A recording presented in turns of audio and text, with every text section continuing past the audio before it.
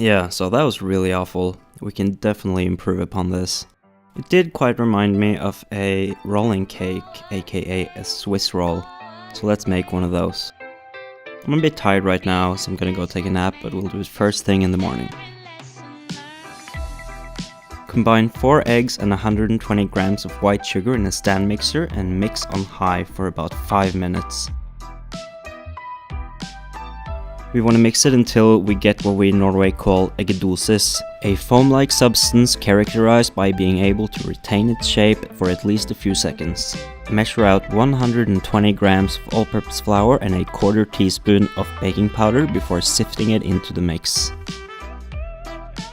Next, you want to gently fold the flour mixture into the eggedosis. Make sure all the flour is incorporated, but be careful not to knock out too much air. Pour onto a parchment-lined baking sheet and spread it around evenly in a rectangular fashion.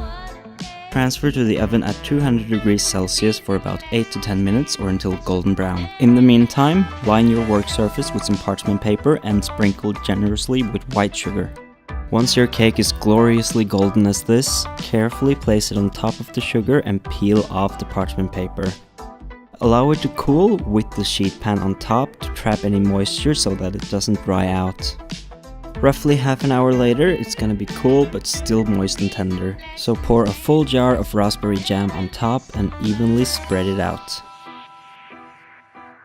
Using the parchment paper to help get you started, roll the whole contraption together until you get a roll. Place it seam side down on a plate and cut it open. And from an aesthetic point of view, this is already far superior to the failed omelette experience from earlier. So slice off a piece and dig in. And I have to say, when it comes to flavor and texture, this is definitely on another level. So yeah, never ever make that omelette, but definitely go and make this right now. Cheers.